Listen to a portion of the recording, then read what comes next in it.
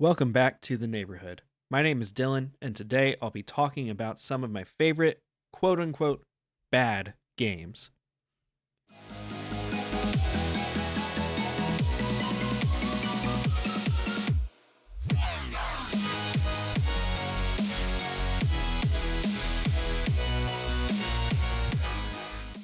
Not every game can be a winner, score a 10 out of 10, and completely shift the industry with its innovation and quality.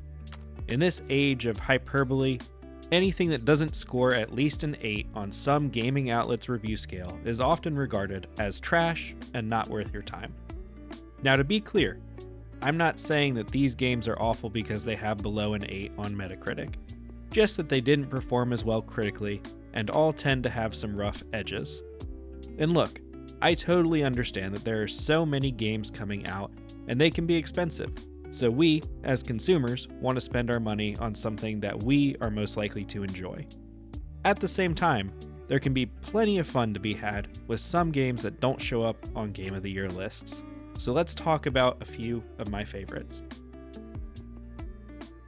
The Dark Pictures Anthology is a series of horror games developed by Supermassive Games, the makers of Until Dawn and The Quarry.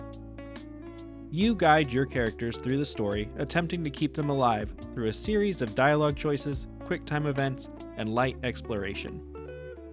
I've personally had a ton of fun playing through them with some friends, and the outcomes of the games can vary based on the consequences of your choices, so they can be fun to revisit with a new group or with everyone playing different characters.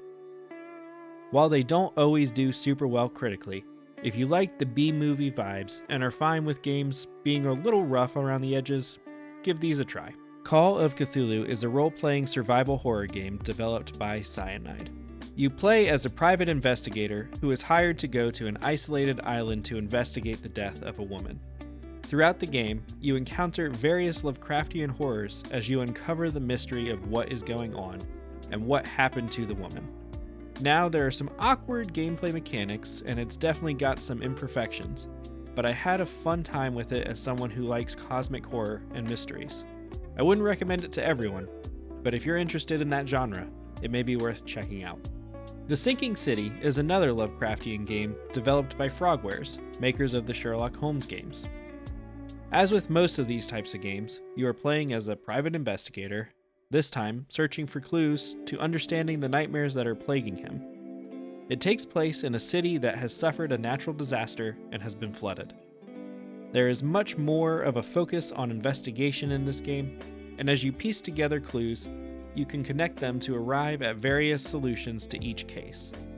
I thought this game nailed the mystery solving and weird fiction vibes. The solutions felt weighty, and none of them had a clearly good or bad option. This is one I definitely recommend to people interested in the genre, even with its clunky combat and other rough edges.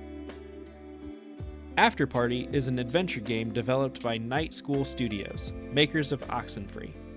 It's set in hell, where recent college grads Milo and Lola find themselves, apparently dead, with no memory of how they got there. The whole hell thing happens during business hours, before everyone heads out to enjoy the nightlife before another day of torment. Milo and Lola find out that the only way to escape is to out-party the devil, and so they set out to secure an invite to the party and prove themselves so that they can take part in the contest. I enjoyed this game a lot. The writing was fun, and I enjoyed exploring the world and following the story. While there were definitely some criticisms when it came to gameplay, and some critics didn't vibe with the story, I personally would recommend this one, even if it didn't become a runaway indie darling. So those are some of the games that I would recommend that didn't receive overwhelming praise from the critics, though whether or not review scores are even a worthwhile metric is a topic for another time. What are some of your favorite games that didn't get the highest review scores, but that you love anyway? Let us know in the comments. If you want to hear me and Andrew talk way more in depth about these games and this topic, or find out what he put on his list, then check out your Friendly Neighborhood Gamers podcast wherever you get your podcasts. If you enjoyed this video, consider liking to let us know and subscribing so that you can get notified when new videos go live. With that, I'll leave you with a reminder to stay friendly, gamers.